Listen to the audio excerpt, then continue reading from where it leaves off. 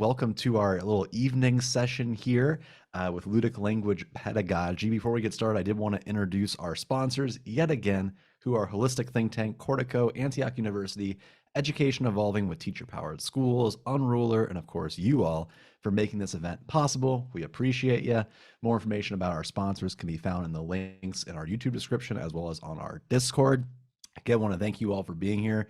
Joining us are Dr. James York and Dr. Jonathan Dahan from Ludic Language Pedagogy out in Japan, doing some cool work out there with language learning and a bunch of really interesting ludic gamey stuff, which I'm sure they're going to dive into here in a second. But I'm just going to give you all the floor, and I'm super stoked to learn more about the work and see what we're going to do today.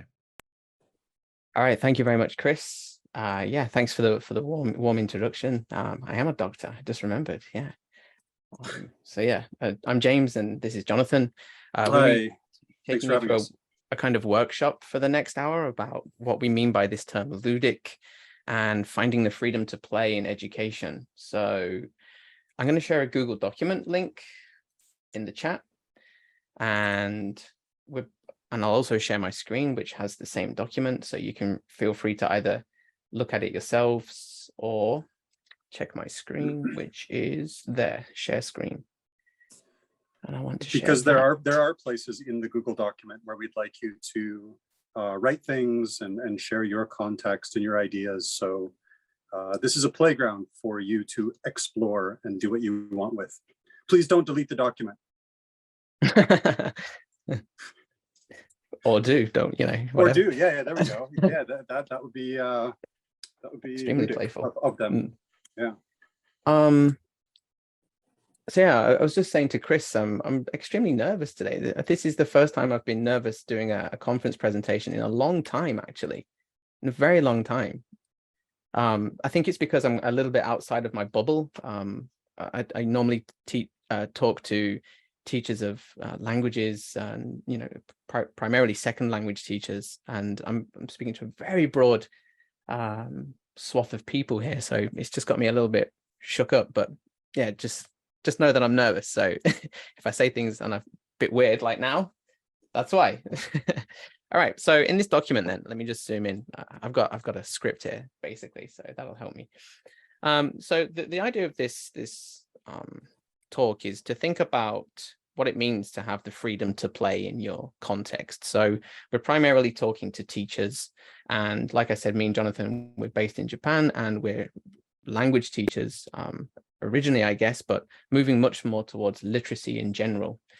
And so the audience, I guess, would be anyone that's teaching literacy. But when we start thinking about literacy, we realize that actually everything is literacy, literally everything. You know, you can think about game literacy, you can think about, well, books, scientific literacy. I've got a bunch of comics up here, like literacy of Marvel, the DC universe. Tea literacy, like, do you like this tea or do you prefer a different tea? Why do you prefer it? What's the roast like in that tea? You know, you can be literate about tea, about games. Again, here's an old school, what is this thing? You know, what's that? What's different from this, which is a Game Boy Advance SP, right? So everything is literacy. So in that case, then it means that we're actually talking to everybody because we're all dealing with literacy in some way. Okay, so how do we, the aim of the talk is to think about how can we find this freedom to play as a literacy teacher. Okay, so in order to play them, we think that there's this kind of 5-step process that it's kind of a new idea for us. We've been playing with it for a while now, but we haven't really spoken about it in public yet, right, Jonathan? Not yet. Not until now. So first of all, to play, we need to know what the boundaries are. What are the edges? So we need to be cognizant of our constraints. So you need to know where you are currently. You know, what are the constraints upon you? Because play is, well, again, the famous quote is, it's the free movement within a more rigid structure. Okay, so we need to find out what is that rigid structure that is not oppressing us, but what it can be. But what are the constraints that we face as teachers? Then we can begin pushing on those boundaries. And there's ways to play that we think. You can play with this system, but how do we push and where? So we need to know how we can change our environment. That's step 2. So it's like thinking about the ways that we can play. Then we can start reconstructing or constructing a kind of playground that will let students play and will allow for gratifying experiences. This is step 3. So this is constructing a playground to let students play. So once the classroom has been reformed, it's time to open the doors and let everybody play. So here's a quick step. Know your constraints, understand the ways to play, build your playground, which is what we're going to do with ludic objects and practices we'll talk about later. Let students play. And then a step 5 is an additional step, is iterate, reflect, and share your playground with others. Okay. So the goal of the workshop is to encourage you to be more ludic, play with more ludic objects in order for you to find the freedom in your classrooms towards gratifying experiences for both you and your students. And this is from what we actually posted because we changed the talk, like our whole concept of, anyway, we changed everything like in the last couple of months. That's why there's an old version. Okay, so who am I? This is me. I'm James. I like Smash Brothers, Marvel Snap currently, techno and EDM. This is Jonathan. He likes the pedagogy of multiliteracies and Metal Gear Solid, as we just saw. Do you want to show your shrine again? Sure. I'm always happy to show that off. Anybody? Right. So we've got 3, Peace Walker, 5, and I'm on 1, 2, and 4 right now. So here are some things. Yeah, Marvel Snap. I can talk about that all day. Oh, that's Chris that posted that. Oh, okay, yeah, we can talk about that all day. I got Infinite this season, so let's go. Anyway, so some of the best bits. I've hosted game jams with students. So I had a Pick Away educational game jam, which was pretty cool. I also did interactive fiction game jams. I've done 2 of those using various kind of low-tech software. One is called Bitsy. I've had students participate in Reddit communities as part of English language teaching, which was just incredible. I won't go into it too much right now, but here's a slide of theirs. This student, they learn a lot of cyber pragmatics, basically like slang and stuff. So this is them reflecting on their experience. So this is a post that they found. This is how they participated by commenting. And, what did you learn? I learned slang AF. I learned the heart. I learned that you can put U's out to make a longer kind of emphasis. And you got some upvotes. I've also worked on a task-based gaming class, which I'll talk about a little bit more later, but essentially using games as a tool for communication, for English communicative activities, where it takes about 7-8 weeks on a single game. This is what I'm calling a vaporwave approach to teaching. Again, bit of a spoiler for later. Jonathan, you want to go through yours real quick?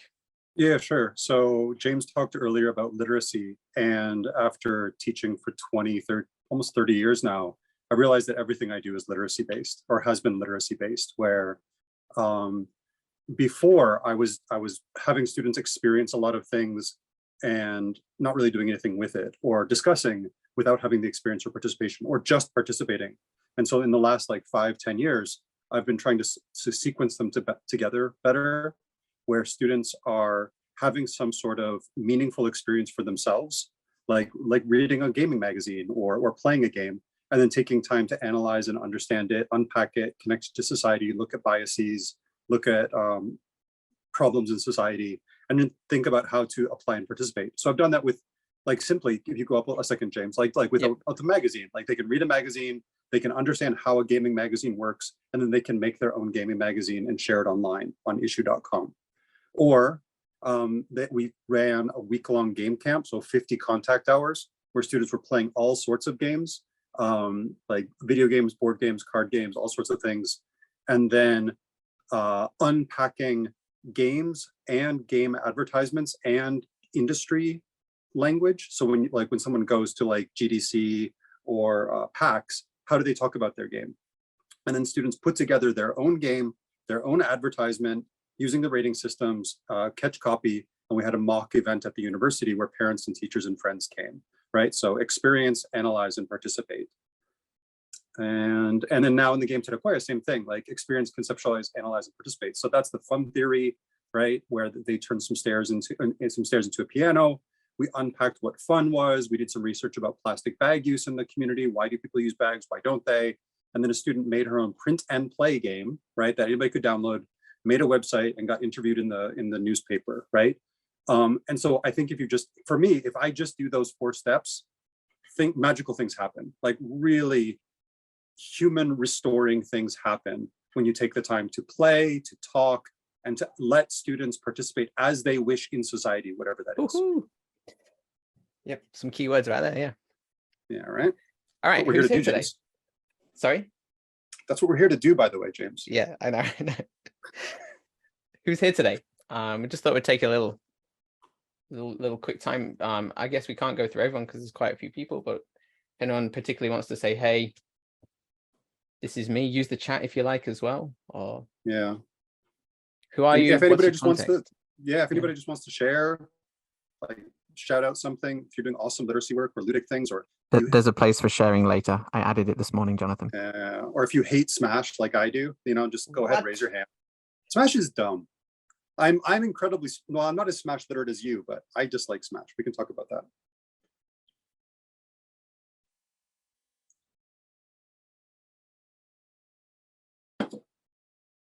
See, people are agreeing with me. Nobody's like typing things in support of Smash, James. All right, I'll let everybody type in chat then.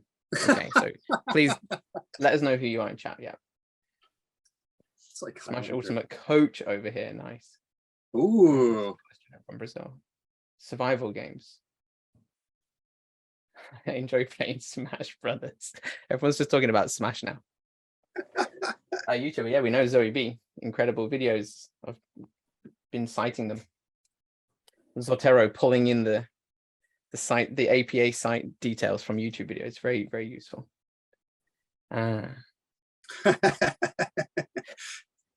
All right, look, we've got 45 minutes left and we're not even started step 1 yet. So let's jump into the doc here. Play and constraints. So play is freedom with constraint. It's literacy. Here are I can see some introductions still coming in. Thanks a lot.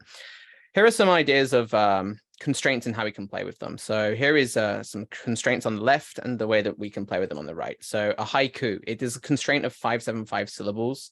You can confirm that this is actually 575. Spring term begins now. Classroom windows beg for play. Spring break dreams arise. Okay, that was actually created by ChatGPT. Pretty incredible, right? I said, make a haiku that's kind of sad and about school. And it was like, yeah, excellent. Okay, this one, so it's a Drake post, right? And this one means I don't like it. This one means I like it. So digital game-based learning, don't like it. Ludic Language Pedagogy, all day. 20 questions game, it's a game with 20 questions. You can play it with, okay, let's do Dungeons and Dragons, monsters only, etc., etc., etc. Okay. Metal Gear Solid is a single player video game. I created a LARP for the whole family to play around the house. Okay. So rigid structure. What about modern school system? How do teachers play within this school system? How do students play within this school system? What about academic publishing? That's a racket too, right? How do researchers play? Okay, we created our own open access journal, which we create crazy papers and pink stuff. So yeah, so essentially constraints, literacy, play, human restoration. Literacy is experience, understand, and apply. The more you know, the more you can play. So let's get into it. And finding the freedom to play. Know your constraints. Number 1, step 1. What are the obstacles, hurdles, and internal and external pressures that you face?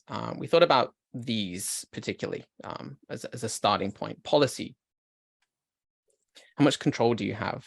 Are you mandated a curriculum? Are you being assessed as well as students? The idea of datification. Do students take standardized tests? Are there ways to hit targets in a more ludic way, perhaps? Do you have to use certain tools like EdTech encroaching? Do you have freedom to experiment with different tools? Do students have access to devices? Are you allowed to bring your own device, or are they banned, etc.? Financial constraints, pedagogical constraints. Did you receive training? Are the materials that you use designed with a specific way to play embedded? Physical environment. Is your classroom big enough? Do you have windows? We have a paper in our journal where literally the Spanish teacher was in the basement with no windows. What objects do you have or not have in your classroom? Emotional. Do you know your students' names? I don't. Sometimes in a big class, you can't know everybody's name, right? So, or maybe you could make the effort to. Do you talk about emotions with students? Do you feel comfortable talking about emotions? Do you know the underlying reasons for students' behavior, etc., etc.? there's a lot of constraints that we face. So it's writing time, guys. What are some of your constraints? Just off the top of your head, there's a little box here on page, what are we on now? 11 of 29. Look at that. We're smashing through it. What constraints do you face?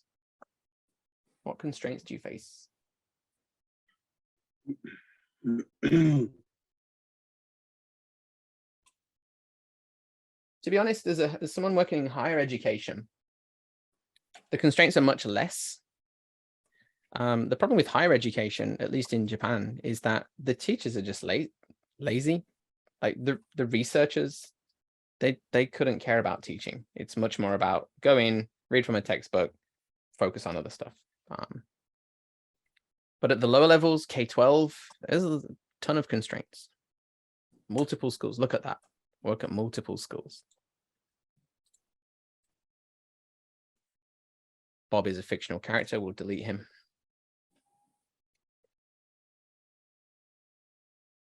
No planning period, yeah.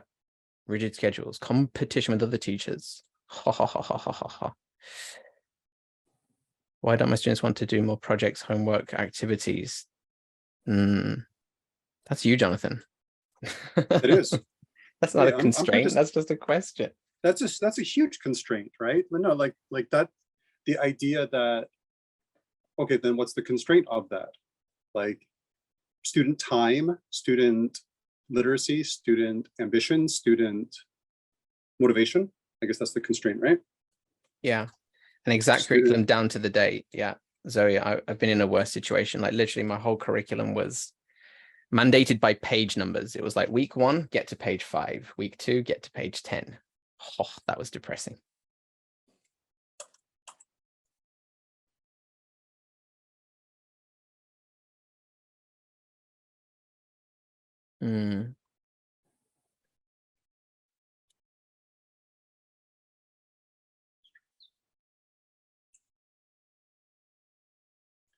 Oh, I can make some more boxes.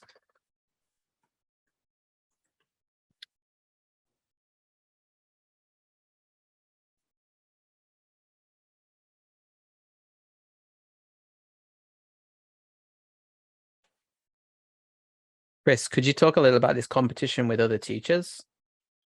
Sure. I think this is something that a lot of teachers face. It was very interesting in my context, but the idea, and I'm sure many of you have felt this, where there is like that looming threat that if you try doing something new, that another teacher is going to like question you or bring it up with someone. There's a lot of like toxic office politics that happen in K-12 schools. And as I was kind of the person that, I'm sure this is also true of many of you, but like you kind of become that person, like, here's Chris with the weird ideas again.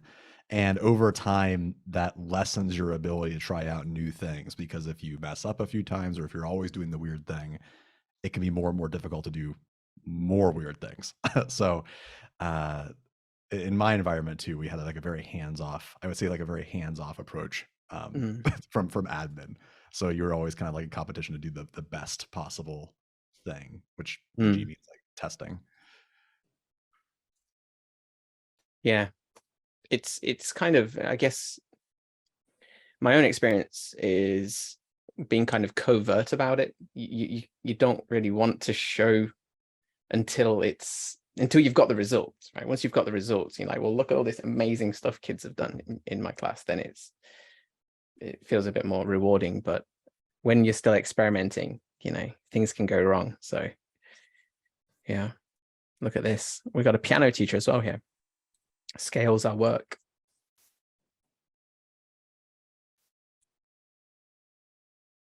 Meeting them where they're at. Wonderful, wonderful to hear. Yeah. Steep or shallow learning curve, yeah.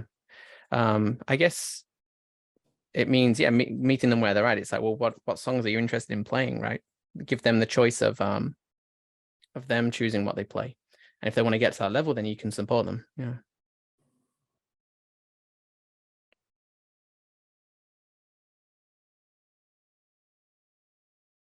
Teach exactly how they want me to. Oh my God.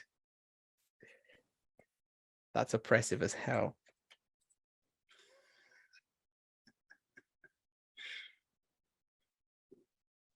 Mm. This is the place to hear constraints, James? Mm.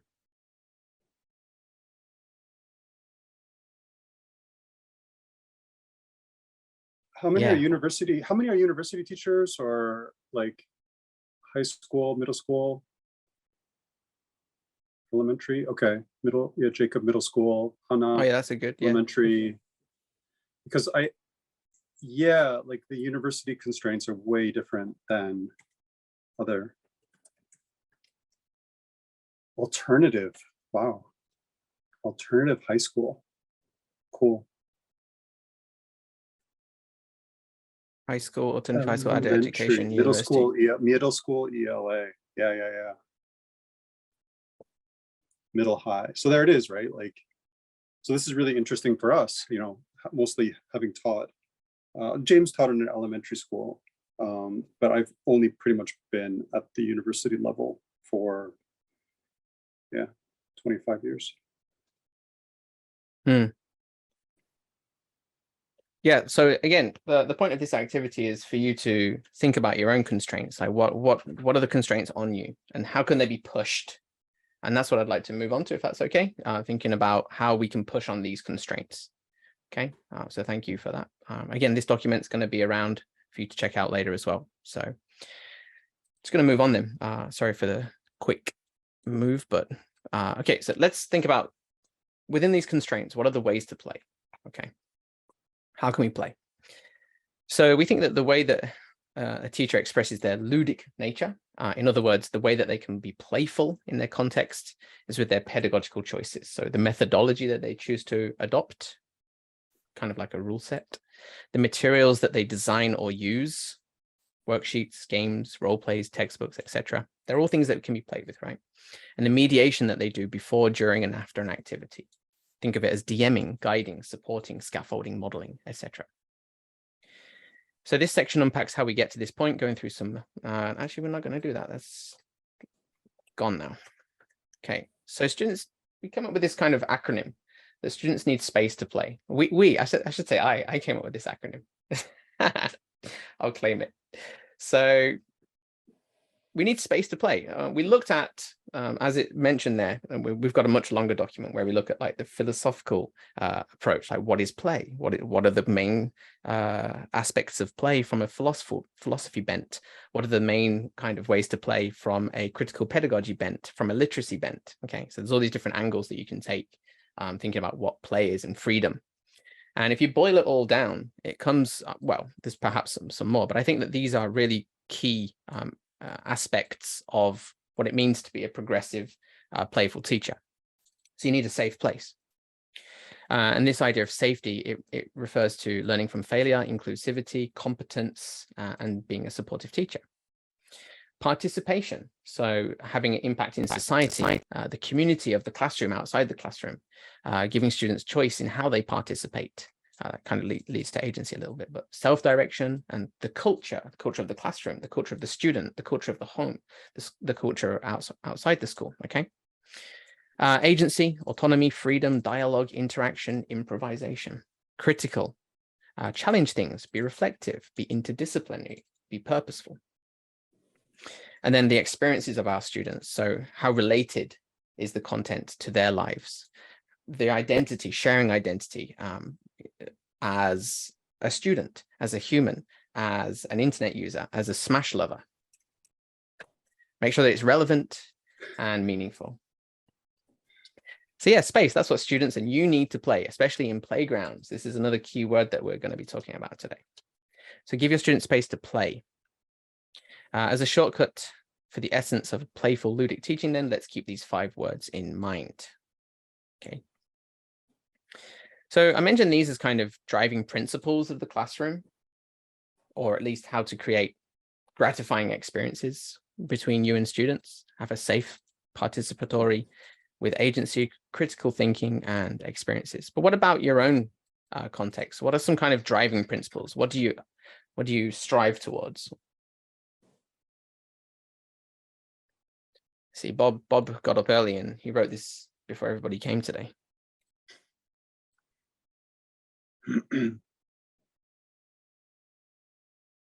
Bob's the team player.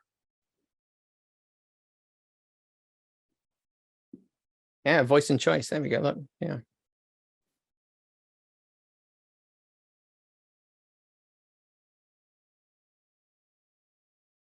Values, yeah. Curiosity, wow, wonderful. I would lump that into participation and agency, right? Agency, the idea to give them the and learning from failure. You see, so there's a lot of connections between these terms. Good job, Space. You do a lot for me. Curiosity, you need that safety. You need that agency. New experience. Creativity, challenge. Yes, exactly. Yeah, trying new things, pushing yourself. Let's delete Bob.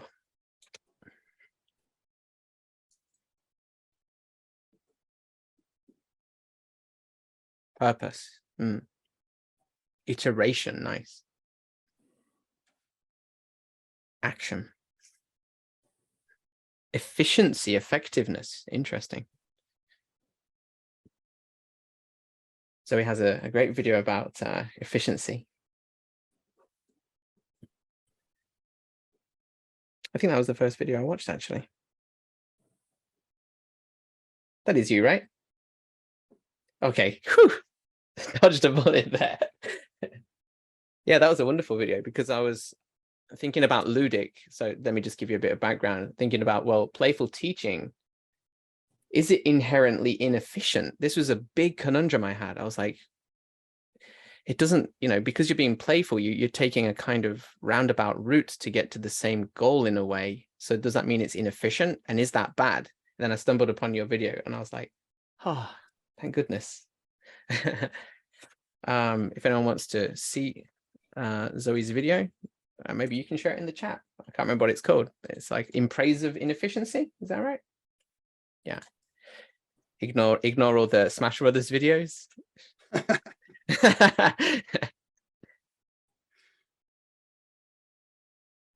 We have very different search histories, James. In defense of inefficiency. Yeah, that was the one. Yeah, it's a great video, actually. You should all check it out.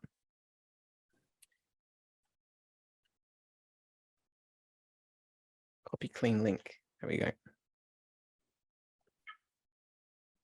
Oh, that's not clean.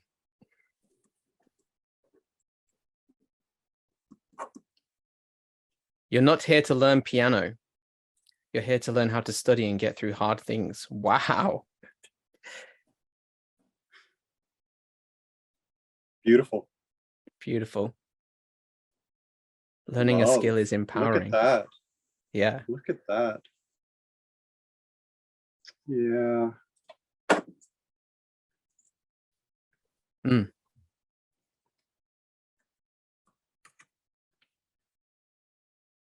Yeah, wonderful points. Meaningfulness, yeah, it's in above iterative learning. We're going to talk about iterative teaching as well in a few minutes. We're only halfway through. This is going pretty good.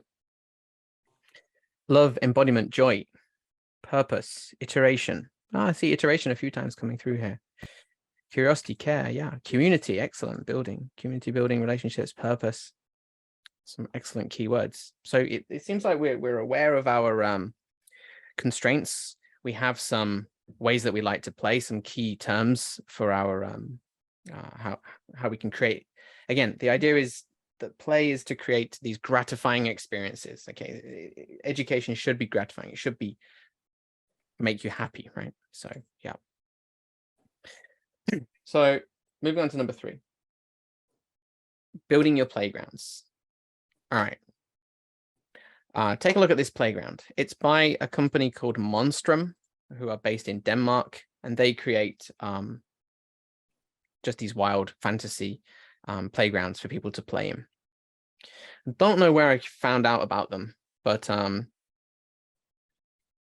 it really changed my way of thinking about teaching, thinking about creating playgrounds rather than games. Like the idea of the classroom as a game, like gamification, we can talk about that if you like it later. But if you create like this winner takes all competitive situation where everything is for sale, like in the capital society that we are, then the classroom does it really need to be that competitive? Like if everything in the world is so competitive? Can't we make classrooms like a safe place to play, like a playground, rather than as a competitive game? That's the kind of vibe that we're going for here. So I want to create the best playgrounds for my students to play in. And what does that mean? Let's think about that, like the aesthetic, the flavor of that. So if we have these two things, yeah, we've got the playground slide here, and we've got snakes and ladders. What are the differences between these, like aesthetically, if you like? I don't have a table for this. I guess we can make one. That's the power of Google Docs, right? Insert table 2. Playground versus game. And then make it like that. All right. So what are the kind of core differences? What are the feelings? I mean, there's obviously an answer, right? There's more freedom to play in the playground. You know, the game, defined rules. Here we go. People are writing. I love this. Let's go.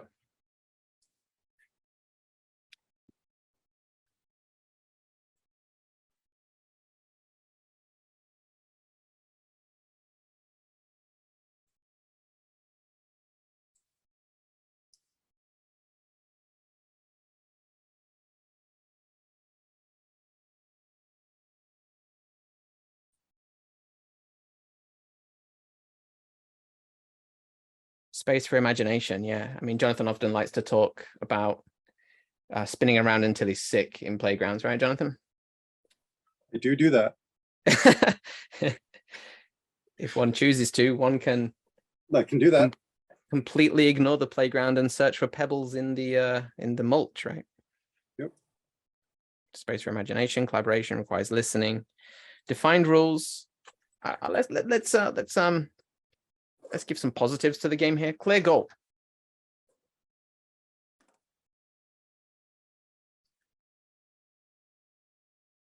It's boring over time. Well, this one certainly does. Mm-hmm.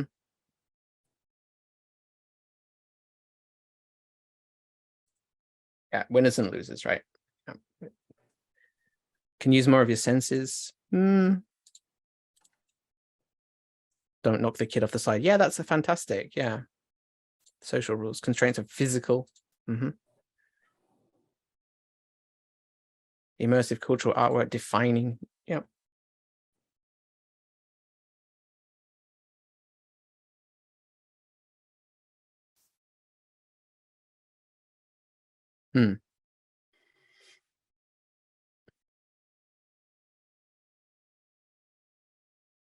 Can be aimed at older audiences. I mean, there could be adults, playgrounds.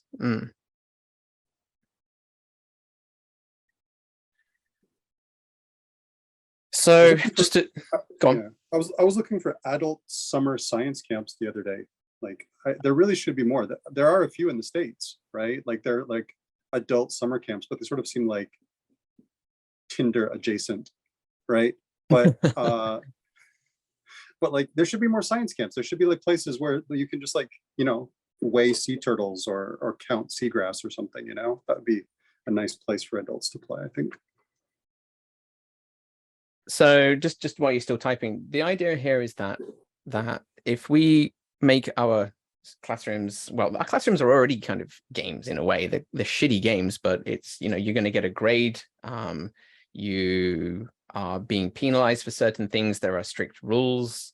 Do this, do that, Timmy, you know. Whereas in the playground, like someone mentioned here, the rules are kind of socially defined. Like it's well, how are we going to play with this? Are we going to use this as a fort? Is the person that's at the top the winner? Can I go under the fort? You know, all these things that can be kind of decided as a team rather than as a set in stone set of rules before you get there.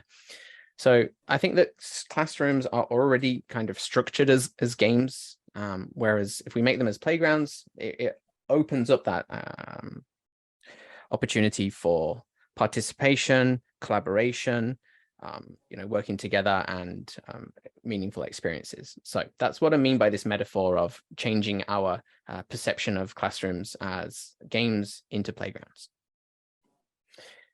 So the way that we can embody these ways to play from step 2 is if we play with methods materials, and mediation. Okay, so this is our kind of ludic approach. So what we're going to do is we're going to play with methods. So this is how we teach. Okay, and this is what we say is bring out the ludic, bring out the playful in you. Okay, so your pedagogical design, the teaching methods. We can play with materials in our classroom, and these are what we call ludic objects. These are the physical objects that we use. These can be games, they can be puzzles, plays, theatre productions, poems, role plays, worksheets, activities, etc. So these are another way that we can play and create these, create space in the classroom. The third one is with mediation. So again, emphasizing the ludic in yourself. So how are you interacting with students? How are you framing the class? How are you explaining, helping, guiding, etc.? Okay, so there's two avenues here, the ludic in you and ludic objects. So we keep talking about ludic. What the hell is it? So we think it's being playful, where this manifests in two different ways. Through playful beings, i.e. the objects that are designed for play, and by being playful as a human. Okay, so there's kind of these two strands to it. So playful objects, playful ludic objects, we think of things like LARPs, debates, choose your own adventure books, card games, video games, escape rooms, board games, quizzes, role plays. Okay, these are all objects that are designed to be played with, right? Let me just show you this board just to make it a little bit clearer. Clearer, messier. So on the left here, we have a bunch of ludic objects. Okay, so these are objects that we, they're inherently designed to be played with. So we think if the materials that you use in class are ludic, then they're perhaps these things, right? They're maybe Minecraft, choose your own adventures, acting, debates, LARPs, etc. So the idea here is like, this is a clear ludic object. It's the Rubik's Cube. It's an object that's designed for play. Yeah. Whereas the hammer, it's not specifically designed to be played with. It's designed with a utilitarian goal of hammering nails into wood. However, it can be used as a playful device. And what we're saying here is that this is where we bring out the ludic in ourselves, right? The object itself is not playful. However, it can be played with if we bring our own ludic sensibilities to the object, right? So here are some ideas of, being playful, like ludic, being ludic.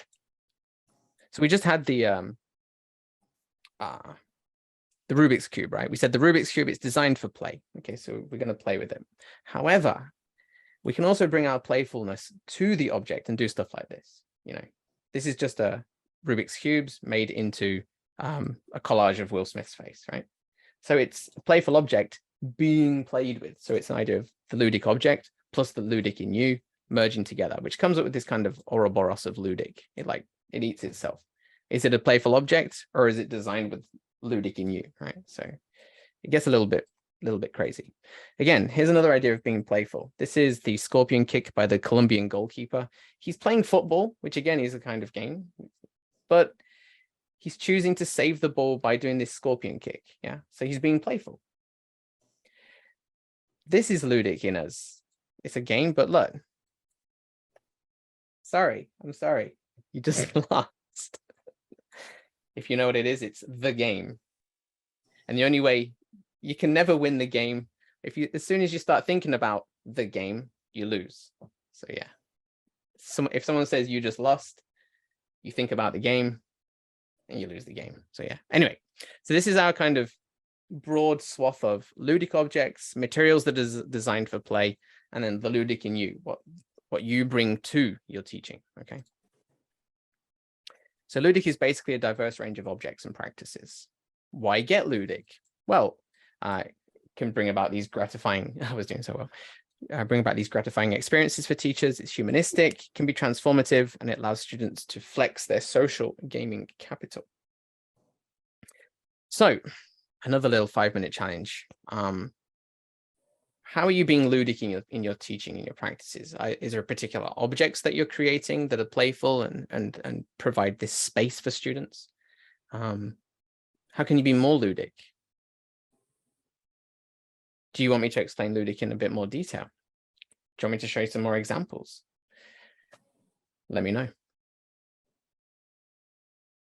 Here are some more examples to whet your appetite. Oh, that's the Reddit project. Comics. Yeah, that was a crazy project. Zines.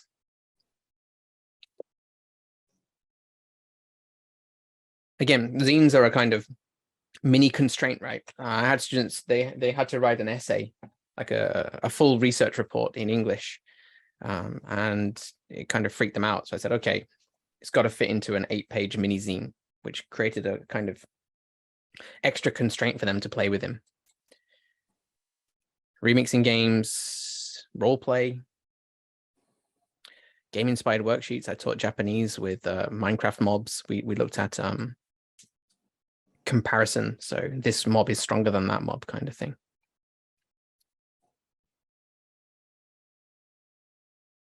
Zoe, did you traumatize your students with your McCarthy era anti-communist panic roleplay? No? No. Are you sure? No. Okay. Like, wow. They actually, disappointingly, they found it very boring. Whoa. Desensitized youth. Wow. Really?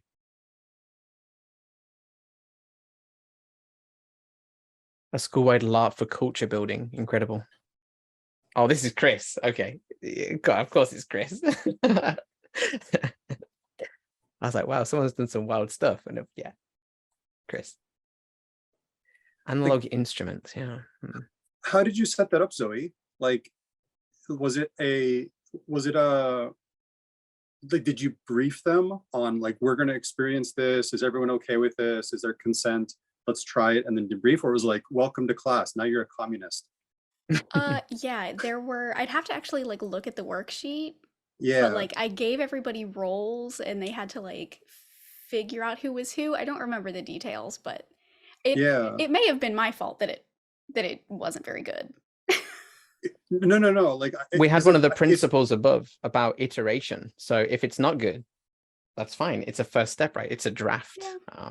Yeah. That was the last semester that I taught at that school, unfortunately.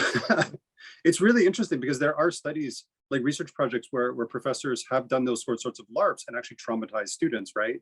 Of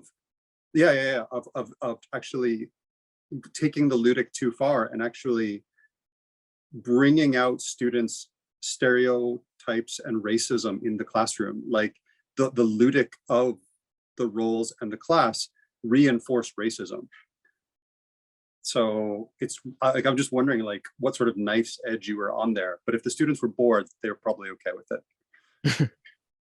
Super interesting. A debate game using playing cards. One thing that you should notice here that's coming up more and more is that, oh, that's slightly different, but as teachers, you know, we often use these analog simple, frugal devices. Jonathan was talking earlier about print and play games, and this speaks a little bit to the research, the research versus practice divide in games and play in literacy teaching. In that, for example, from a second language perspective, researchers still got a, can I say hard on? Yeah, I just did. Researchers have still got a hard on for massively multiplayer online role-playing games like World of Warcraft, whereas boots on the ground teachers like ourselves are like, meh, that's never going to be applicable in my context. And so the researchers are telling teachers to do gamification instead, as this kind of buzzword of, well, you know, if you don't have the funds to make a game in Unity for your class to teach them Chinese vocabulary, you know, you can gamify your classroom. And I think that this dichotomy is completely fake. And that if we think outside of ed tech and, you know, digital games as the savior of education, we come back and be a little bit more frugal. Like I showed, you can use things. Okay, let's say you can't use Minecraft in the classroom, well, you could design an activity around Minecraft. And why would you want to use Minecraft? Because it's familiar to the students. It connects to their identity as game players. So I think that there are ways around these barriers of, or at least hurdles of not being able to use particular devices and games in the classroom by bringing in the ludic from ourselves and saying, well, if I can't play Minecraft, then I can at least do other stuff. So it's really interesting looking at these experiences because there is a theme of creation, right? Like we're talking about playgrounds where some people are using ready-made things in a new way, or some people are, so the teacher is creating a game, or students are creating games, or Thomas is building an entire sports program. Like there really is a sense of creation as play, right? Like if you don't have the freedom to play, make something that gives you a little bit more freedom. And I think that must be the hardest part in the whole human restoration project, right? Of helping people create something or be able to work within a constraint. Like James, you were saying with your zines, like making the zine isn't that tough for you, right? But perhaps that doesn't, well, maybe that butts against institutional constraints, right? Like there must be a really, Chris, like there must be a really interesting friction between the creation work that a teacher wants to do with the institution saying or not saying, no, you can't. I'd love to hear more about that, right, from other people about like, why did you decide like, all right, we're going to build an esports program now, like, or like there is a jump between school as a factory to building a theater, like a black box theater, right? So let's get some voices. Chris, about your kind of ludic projects, I guess. I mentioned this word covert kind of teaching. Did you feel in the same way? Was your creations, was your experiments like, fuck it, I'm just gonna do it, like screw the school, I'm just gonna go for it? Or was it careful? So I taught in a very strange environment. So I taught at, I guess, what could be deemed like an alternative high school. So a school of choice, a public school. And the approach was very much hands off, which meant I had a lot of freedom to do whatever I wanted to do. But if someone like shot back and said that's not what you should be doing, it was up for me to defend it. So there wasn't necessarily support in that way, but there was support in being able to tackle projects. So we did a lot of really out there stuff. I put, I mean, that LARP was probably one of the weirdest things I ever did. We did, like the first 3 days of school, I was the kind of guy in charge of that. Like a lot of people do like culture building activities the first 3 days. And we went all out and had the kids make each advisory have like their own backstories. The kids would like make like what land they were from, like their costumes. We had like recycled Goodwill fabric, just ridiculous stuff. And they would have like their own like place on this massive map that we combined together at the end. So you just had a lot of freedom to play, right? You personally had a lot of freedom to play. There was a ton of freedom. So we were able to. I'd love to hear from someone that feels like they don't have any freedom to play. Would anyone like to speak up about trying to do interesting, space safe, participatory agency, these keywords? Like, how are you trying to bring about this within your own context with like no freedom? Who would like to speak up on that? I'd love to hear from you. It really is important, like a K-12 teacher or something. It's like, well, I've got these standardized tests, but this is how I'm kind of subverting it. Come on, don't be shy. We're all friends here. So when I taught in a traditional high school, I was teaching Spanish, and I did not have hardly any freedom to play. My constraints were technology and space, like physical space, and the teachers around me not supporting any kind of like innovation. And also I was a second-year teacher creating my curriculum from scratch. So that was both like room to play, but also a constraint. Like I didn't have a jumping off point at all. It was kind of just like flailing in thin air. So that, I mean, that can be a difficult constraint as well. I tried a lot of things that I thought would go really well, that just absolutely flopped.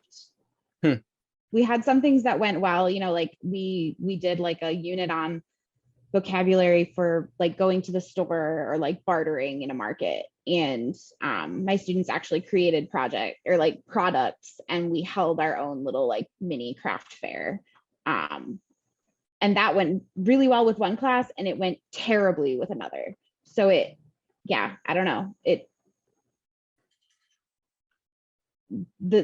The freedom to play can go a lot of different directions, I guess. That's kind of speaks to the freedom to play, though, right? You never know quite what's going to happen with it as well. If you can set up for example, you set up the metaphor of setting up the playground and say, okay, kids, go and play. Some of the kids, some of the people that interact with that will do it in a way that's amazing, and then other kids will be like, what?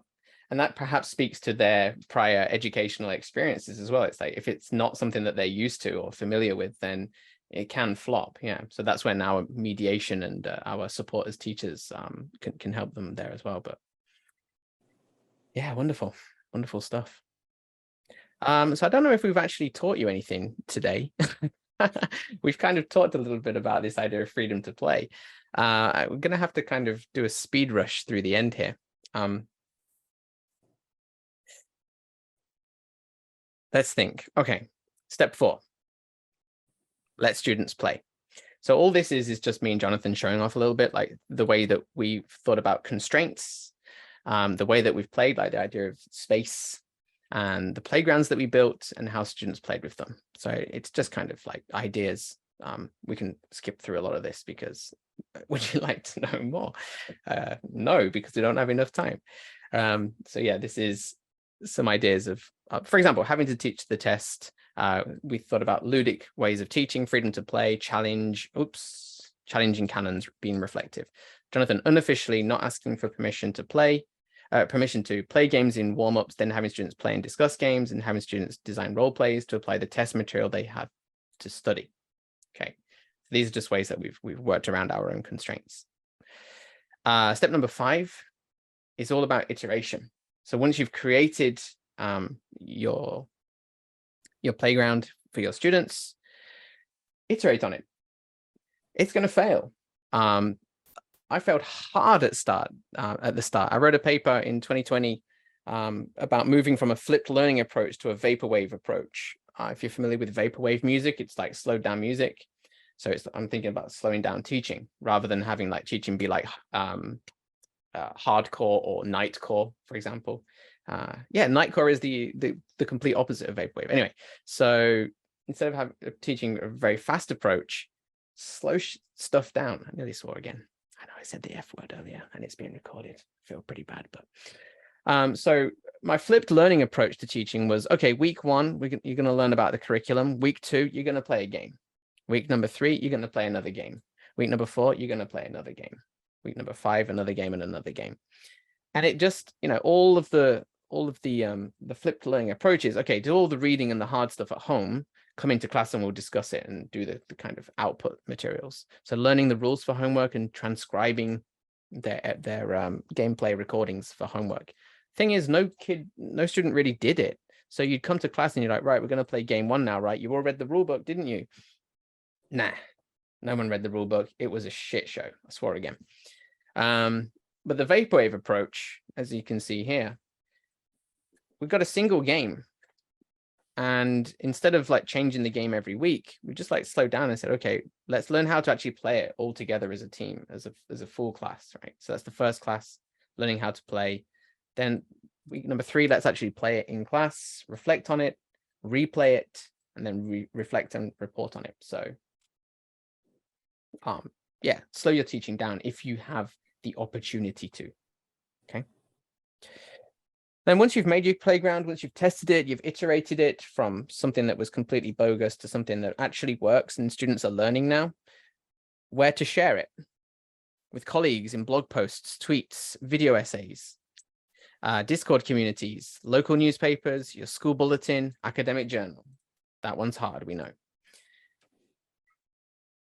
So I've gone through that last part pretty quick, but let's get social. Where are you publishing stuff? Where are you? What are your links? Where can we get in touch with you? Please feel free to add your details to our document here. And at the very bottom of this document, we have some ideas of, well, we talked about playing with methods, materials, and mediation techniques. We've got, in the appendix, we've got ideas for you to think about how you can play with methods.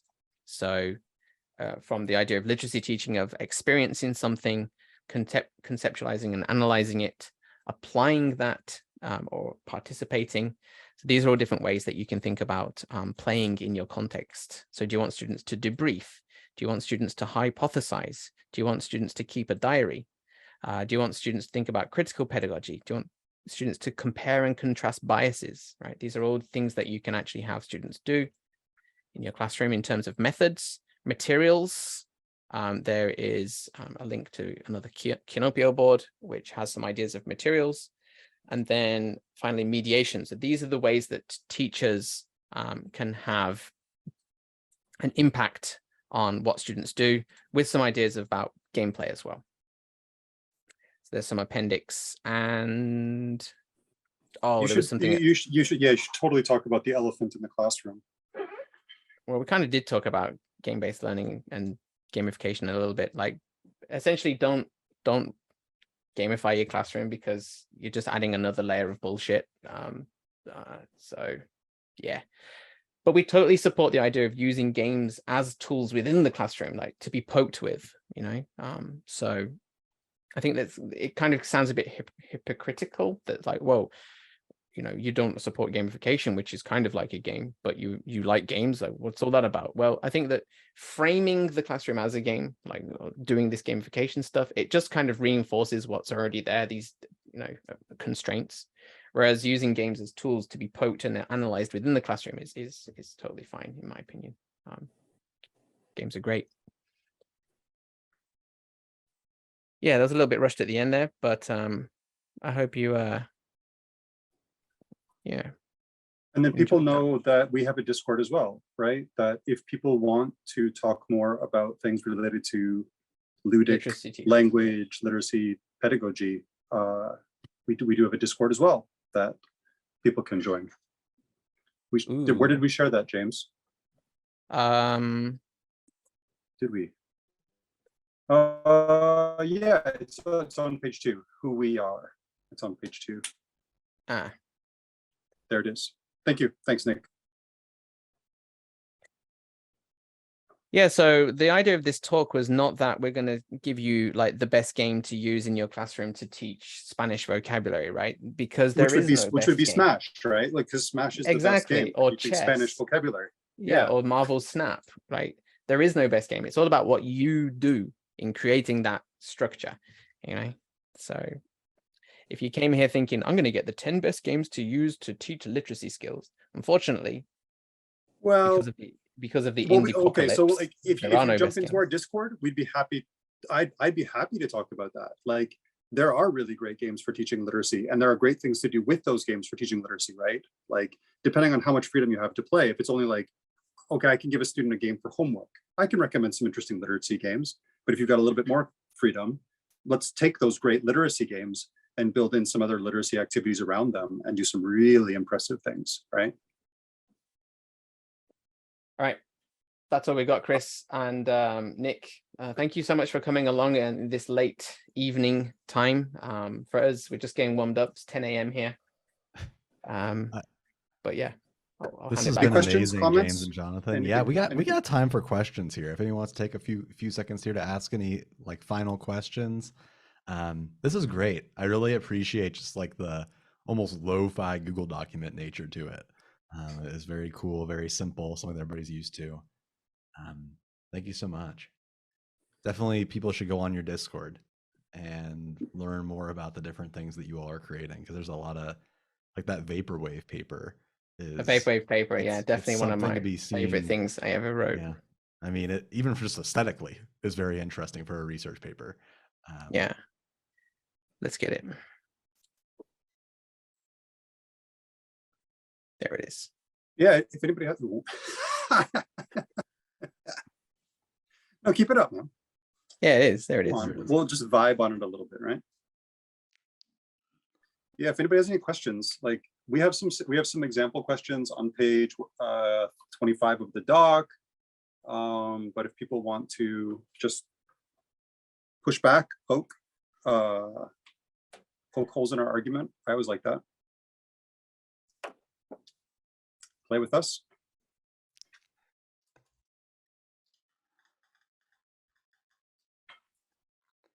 Well, it sounds like everybody's ready to take on next steps. Again, Olivia's got a question. Oh, we got a question.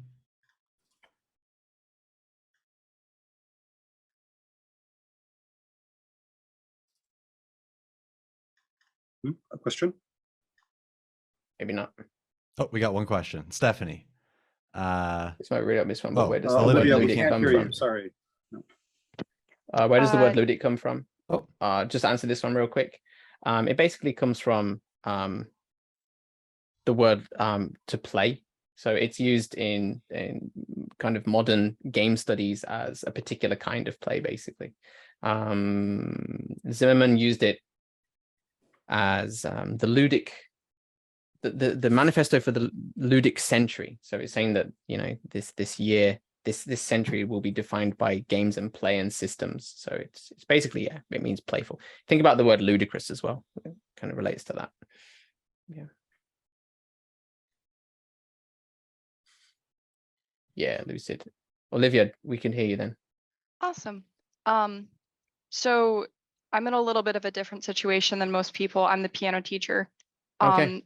One of my big problems is that I have students who will drop. They start to get really good, and by the time we can start introducing play and creativity and group collaboration, they've been doing this for a few years and they're tired, or they get distracted, or there's something else going on.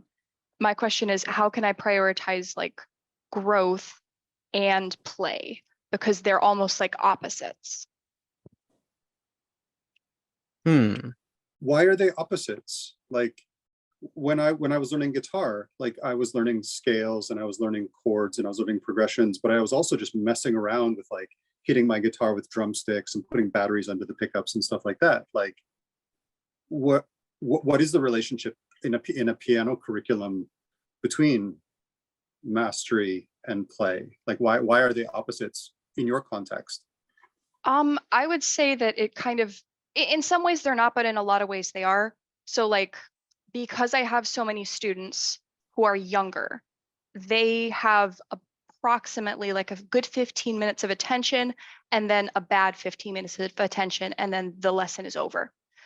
A lot of them are constrained with, they don't have the freedom to play piano in a quiet environment or to pick up an instrument and do what they want when they want, because they have just a couple hours after class, after school, before dinner to like actually sit down and do anything. And so they're often distracted and the skills don't get built.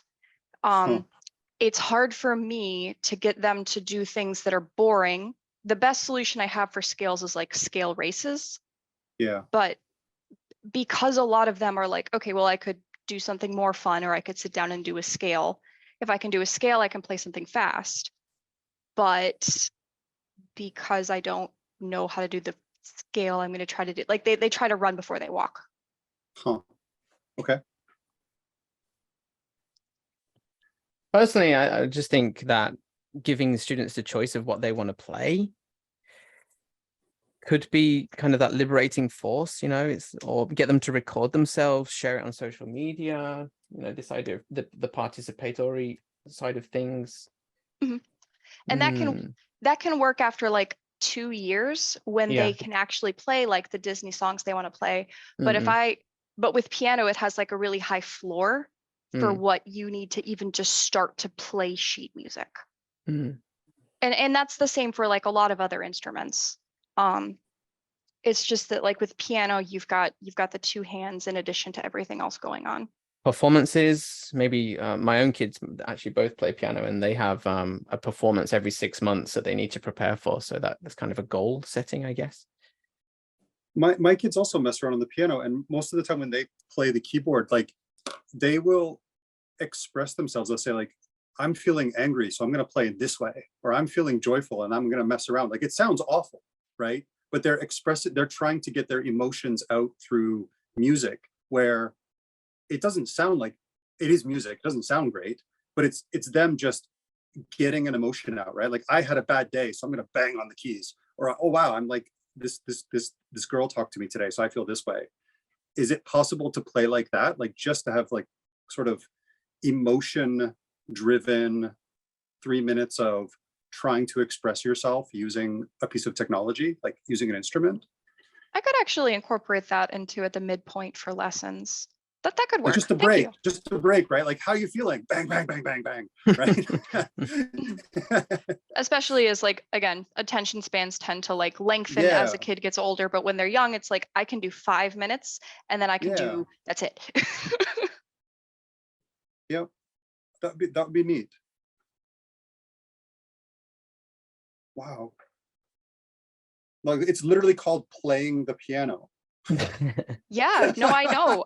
And by the time I can get them up and it's like, okay, we're going to do this riff. And what's going to happen is you're going to sit here and play this riff. They're going to play that riff. And then you're all going to play together. And it's like, they can't both play and listen until they get enough skill underneath them. Yeah. To cooperate with other people. Like it's hard. Yeah, well, maybe it's also like about participation. Like I'm just looking at the space to play. Like we just talked about like freedom and agency, but there's also society and participation. Like if they're working together, does that help them? Like, hey, you guys are a band, you guys are a chorus, you guys are like working together. Like, how do you sound today? Like, how do you feel? Does that help? Like, is there a community between the piano students, or are they completely in their own little cubicles and not interested in what other people are doing?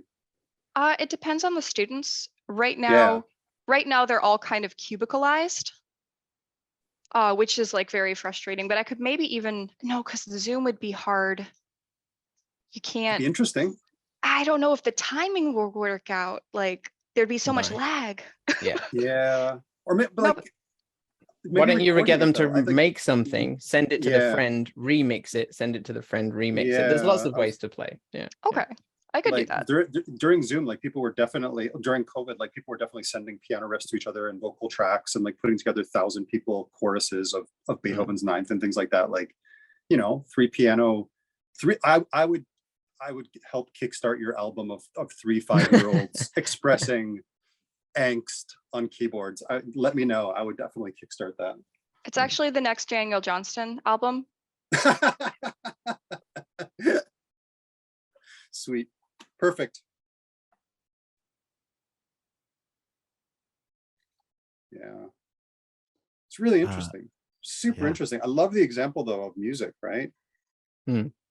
As a literacy, as expression. Chris is here to say, you don't have to go home, but you can't stay here, right? So I do. I'll do the final question, just so we address all of them, from Thomas here in the chat, which is he's just talking about the connection between what you're researching and how play is the primary mode of learning for most mammals. Yeah, like the idea, like people, like things, everything kind of learns through play. Like, what's your thoughts on like the biomimicry or like just being an animal component? Yeah, I mean, it does go that deep, doesn't it? I mean, Piaget talks about it as well, right? Like learning through play. So, yeah. But yeah, the animal stuff, it's Brown, isn't it? 2009, his book on play, that looks at animals and kittens and dolphins and all sorts. So I did some work with the game Pandemic, not for the pandemic in cooperation, but actually because in the game, there are roles that you have to play, like a medic or a researcher or a scientist. And I and my student used the game to teach other students. We debriefed it and we talked about playing a role in society, like that idea of like how animals learn to hunt from their parents, or are this biomimicry. Like people also are learning to play roles. Like I did a PhD, so I looked up to my professors and I emulated them. I learned how to talk like them. I learned how to present at conferences from watching other people. And so we used the board game Pandemic to look at those roles. And we asked students like, what is your role now? Like who are the roles around you? What social capital do you have? What roles do you want to play? What roles are difficult for you? Because in Japan, there's, and Jenkins and MIT talked about this as well, like the participation gap, right? Even though that students might want to make something, they don't know how to do it, like, or they might not have the access or the equity to do it, right? And so giving students a role to play gives them that identity work and gives them a role model and gives them the knowledge that there is the sort of person out there that I want to be. That's a big part of the stuff that I do with literacy, because I think literacy is participation, right? Like we're researchers or we're teachers or we're YouTubers or whatever. That role gives us a safe space to act like other people and also to find our own freedom through imagination and play. So that's a big part of my work. Yeah, but it doesn't go back right the way down. It doesn't go as deep as mammals and play, right? Or animals and play. And I don't cite that in my papers. Yeah, I mean, exactly. It's something I've thought about. Right? There's a paper, I don't have it on top of my mind, but the idea of forest schools and playing in the forest and how sure people playing outside versus not playing outside affected their ability on several different metrics. And yeah, that's kind of interesting research that I think is perhaps as deep as I go in terms of you know, other species and play and how that relates to my classroom teaching. But yeah. Cool. Interesting. Well, I think, yeah, I mean, thanks for sticking around, everyone. Yeah. I mean, there's so many questions I'm sure that could be asked, and for real, just go join their Discord and keep the conversation going. There's a lot of great stuff going on in there. You can find that again if you go into our Discord and just go to where it says other Discords on the channel.